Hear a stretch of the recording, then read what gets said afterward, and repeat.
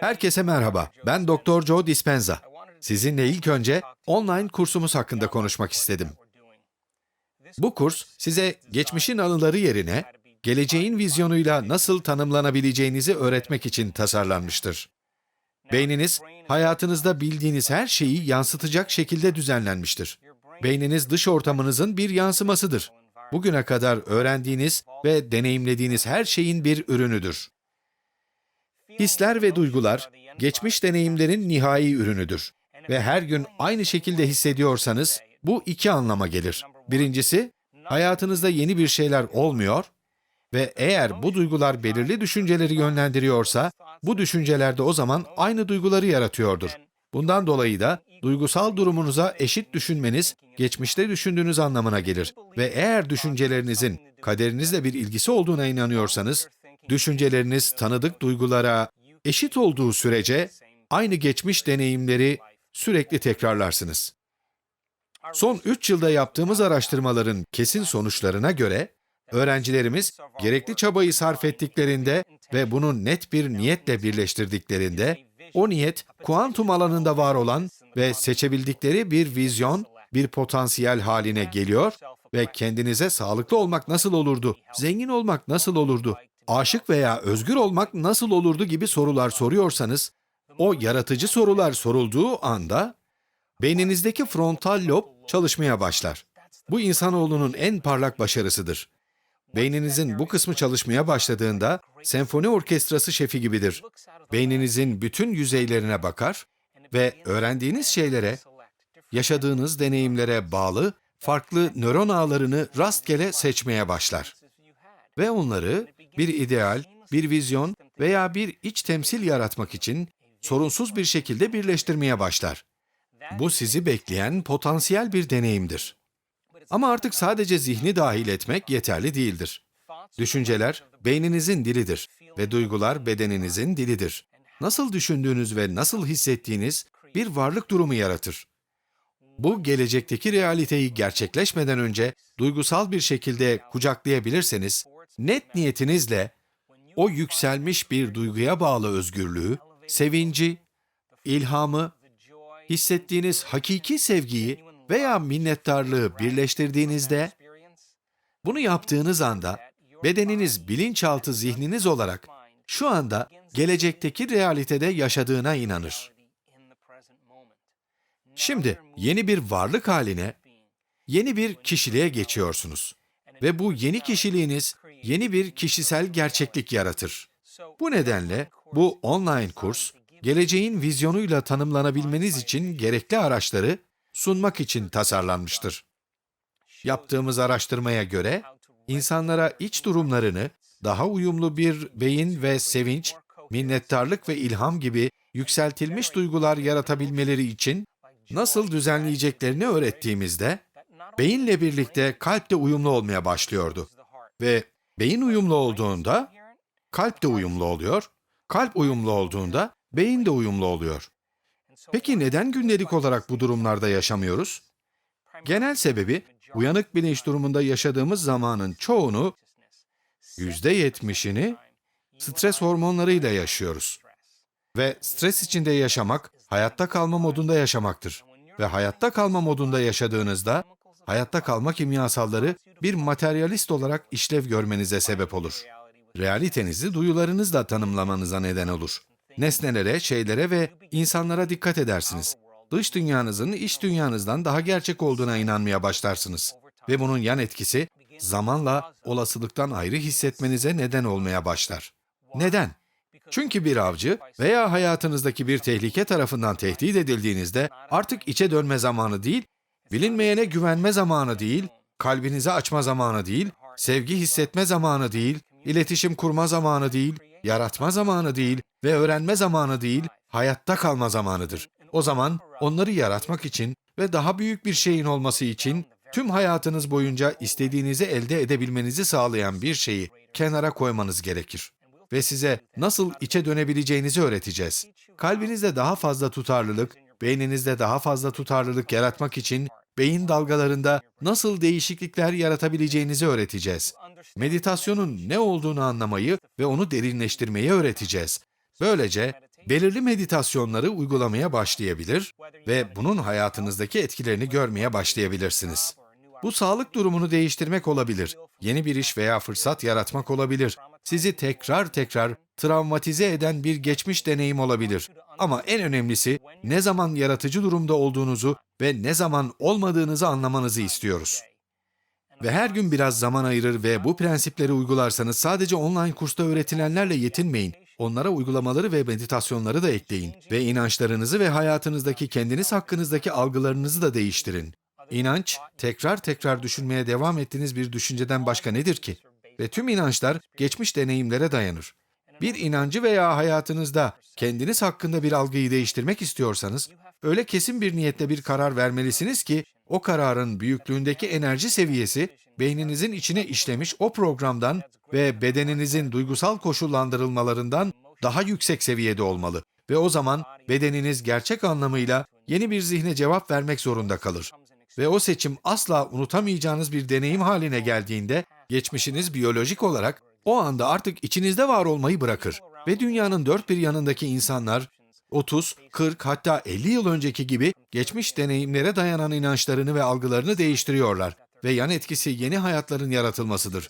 Kuantum alanındaki tüm potansiyellerin şu anki anda nasıl var olduğunu size spesifik bir şekilde öğreteceğiz. Cömert olan şimdiki anın o tatlı noktasını nasıl bulabileceğinizi öğreteceğiz. Çünkü oturup geleceğinizde bir şeyler yaratmak istediğinizde sadece şimdiki anda var olursanız o olasılıklara erişebileceğinizi bilmeniz önemlidir. Ve size bunu nasıl uygulayabileceğinizi öğreteceğiz. Şimdiki anda var olmanın nasıl bir şey olduğunu anladıktan sonra enerjinizi nasıl değiştirebileceğinizi öğreteceğiz. Ve enerjini kuantum alanında var olan bir potansiyele uyacak şekilde elektromanyetik olarak değiştirdiğinizde, enerjiniz deneyiminizin enerjisiyle eşleştiğinde o zaman gerçeklik size doğru gelir.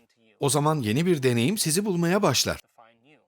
Böylece sağlığınızı değiştirmek ya da hayatınızda yeni bir şey yaratmak ya da mistik bir anı ya da berrak bir rüya yaşamak istiyorsanız, tutkunuz ya da arzunuz neyse, bu potansiyelleri nasıl seçeceğinizi ve istediğiniz hayatı nasıl yaratabileceğinizi, hatta onu gidip almak yerine onun size gelmesini öğreteceğiz. Ayrıca eski benlikten, eski kişilikten yeni bir kişiliğe geçmeyi anlayabilmenin temellerini öğreteceğiz.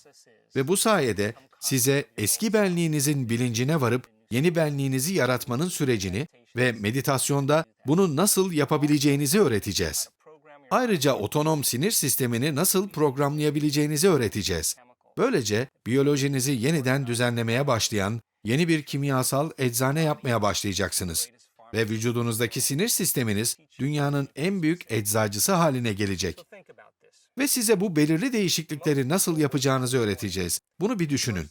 Çoğu insanın sabah uyandığında yaptığı ilk şey, onları tanımlayan duyguyla temasa geçmektir. Bu duyguyla temasa geçtikleri anda, ister acı olsun, ister suçluluk, utanç, yargı veya değersizlik olsun, o duygusal durumda günlerine başlarlar. Başka bir deyişle daha şimdiden geçmişte yaşarlar. Ve belirli beyin devrelerini yönlendiren belirli kimyasalları tetiklediklerinde hayatlarının değişmesini beklerler. Ancak aynı düşünceleri düşünürler, aynı eylemleri gerçekleştirirler ve aynı duygularla yaşadıkları halde hala gizlice hayatlarının değişmesini beklerler. O zaman küçük bir örnekte sizi geçmişe bağlı tutan, duyguların bilincinde olursanız ve duygusal durumunuzu değiştirmeye başlarsanız, bu enerjinizi değiştirmeye başlayacağınız anlamına mı gelir? Şimdi, kuantum perspektifinden bakarsak, düşündüğünüz düşünceler kuantum alanındaki elektrik yükü gibidir. Duyguladığınız duygular, kuantum alanındaki manyetik yük gibidir. Nasıl düşündüğünüz ve nasıl hissettiğiniz, hayatınızdaki her bir atomu etkileyen elektromanyetik bir imza yayınlar. Düşünce sinyali gönderir. Ve duygu, olayı geri size doğru çeker. Böylece bilgileri günlük olarak alana yayınlarsınız. Enerjinizi değiştirdiğinizde kelimenin tam anlamıyla size hayatınızı değiştirdiğinizi göstermek istiyoruz. Ve eğer enerjideki bu değişikliği koruyabilirseniz, kendinize yeni deneyimler çekmeye başlayacaksınız. Ve böylece çabalarının meyvelerini ölçen bir bilim insanı olmaya başlarsınız. Söylediğim gibi, dünyanın her yerindeki farklı kültürlerdeki sıradan insanlar, sıra dışını gerçekleştiriyorlar. Kendilerini hastalıklardan, kronik hastalıklardan, ciddi ve potansiyel olarak ölümcül hastalıklardan iyileştiriyorlar. Harika yeni işler ve fırsatlar yaratıyorlar. Piyangoyu kazanıyorlar.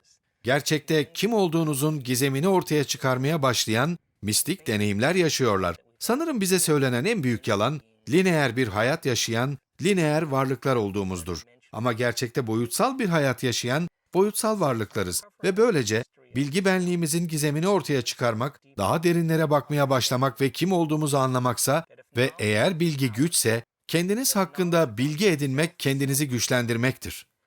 Bu ilkeleri uygulamaya başlayabilmeniz için size ilham verip sizi motive etmek istiyorum. Böylece kendi çabalarınızın alıcısı olursunuz. Örneğin, çalışmalarımızda kendilerini çok zor koşullardan iyileştiren birkaç kişi vardı. Özellikle bir bayan vardı. Çok ani bir kayıp yaşamıştı. Olayın kendisi, kadının içinde çok güçlü duygular yaratmıştı. Bu duygular belli bir süre devam etti ve onu bir kişilik olarak tanımlamaya başladı. Şimdi artık stres hormonlarının genetik düğmelere bastığı ve hastalık yarattığı bilimsel bir gerçektir. Bu kimyasallarla yaşamak, gerekçeli veya gerekçesiz, uzun vadede gerçek anlamda vücudumuz için zararlıdır. Şimdi hepimiz hayatımızda travmatik olaylar yaşadık ve bu travmatik olayların bazıları üzerimizde hem nörolojik hem de kimyasal olarak iz bıraktı. Bu kadının deneyiminde olay o kadar travmatikti ki duyguları haftalarca, aylarca ve hatta yıllarca gitmedi. Onlar onun kimliğinin bir parçası haline geldi. Kadının kişiliğinin gelecek yerine geçmiş tarafından tanımlanmasının, aynı duygularla yaşamanın uzun vadeli etkileri vücudunu yıkmaya başladı. Çok kısa süre içinde belden aşağısı felç olmaya başladı. Felcin etkisi hayatında daha fazla stres yarattı. Şimdi çalışamıyordu. Çocuklarına bakamıyordu. Para kazanamıyordu. Evine bakamıyordu. Diğer insanlardan yardım almak zorundaydı. Ve annesi yanına taşınmak zorunda kaldı. Ve bu koşulların tüm etkileri nedeniyle kadının stres hormonları daha da yükseldi. Kısa sürede vücudunun tüm mükoz zarlarında ülserasyonlar geliştirdi. Tüm ülserlerle dolu olan mükoz zarları düzgün bir şekilde yiyememesine neden oldu. Artık yemek yiyemiyordu ve yiyemediği için artık yiyememenin sebep olduğu kimyasal dengesizlik stres seviyesini daha da artırdı. 3 ila 4 ay içinde yemek borusu kanseri geliştirdi. Şimdi bu kadın bu durumun gelişmesinin muhtemelen sebebinin bu kimyasalların etkisi olduğunu anlayacak kadar zekiydi. Başka bir deyişle kendi kendine bu olaya bağlı yaşadığım için bu sağlık durumunu yarattıysam, başka bir deyişle duygusal olarak geçmişime bağlıysam, o zaman onu yok edip başka bir şey yaratmak mümkün müdür, dedi. Böylece çalışmaya ve meditasyonlara başladı ve her gün meditasyonlarını yapmayı istese de istemese de yaptı. Ve elbette kendini iyi hissetmediği için meditasyonlarını yapmak istemediği belirli günleri vardı ama yine de yaptı. Ayrıca hayata aşık olana kadar meditasyonlarından kalkmama kararı aldı. Şimdi materyalist, gerçekliği duyularıyla tanımlayan kişiye göre o kadının hayata aşık olması için hiçbir neden yoktu. Neden? Travmatik bir olay yaşadı. İşi yoktu, parası yoktu, felç geçirdi. Kanser teşhisi kondu, yemek yiyemiyordu, iç ağrısı vardı, dış ağrısı vardı. Ama o dedi ki, vücuduma geleceğimi nasıl hissedeceğini, gelecek gerçekleşmeden önce duygusal olarak öğreteceğim. Ve her gün, gün be gün, kendisinin küçük bir kısmını aştı. Ve çok kısa bir süre içinde, yaklaşık 1 yıl içinde sağlık durumunu geriye çevirebildi. Bugün bu kadının kanseri yok. Mükoz zarlarında ülserasyon yok. Vücudunun içinde veya vücudunun dışında felç veya ağrı yok. Ve yeni bir hayatı var. Yeni kişilik yeni bir kişisel gerçeklik yaratır. Hastalık artık eski kişiliğinde mevcuttu. Kelimenin tam anlamıyla başka bir kişi oldu. Şimdi bu kadınla bu deneyim hakkında konuşursanız, size bu deneyimin onun en büyük öğretmeni olduğunu söyleyecektir. Ama çoğumuz bir tecrübenin üstesinden gelemediğimizde Birisi bize neden böyle davrandığımızı sorduğunda, genelde geçmişte başımıza gelen bir olay yüzünden böyleyiz diyoruz. Bu da demek oluyor ki, bu olaydan beri değişemedim. Bu olay beni duygusal olarak değiştirdi. Kendimizi nöral devreler ve geçmişin kimyasalları ve duyguları yerine geleceğin vizyonuyla tanımlanabileceğimizi anladıktan sonra, işte o zaman kişiliğimizi değiştiririz ve yeni bir kişisel gerçeklik yaratırız. Peki neden online kurs? Size en önemli materyali vermenin en iyi yolunun iki ayrı atölyemizi birleştirmek olduğuna karar verdik. Yoğunlaştırılmış atölyemiz ve ilerleyici atölyemiz, bu iki atölye tüm dünyada öğretiliyor ve bunları bir araya getirmeye, en önemli bilgileri toplamaya, en önemli meditasyonları koymaya ve sonra size kendi evinizin rahatlığında sunmaya karar verdik. Ve sonra her parçayı haftalık olarak pratik yapabilir ve kendi ilerlemenizi gözlemleyebilirsiniz. Bunun şu ana kadar sunulan en iyi kurs olduğunu düşünüyoruz. Sizi bu kursa katılmaya davet ediyorum. Dinlediğiniz için teşekkürler.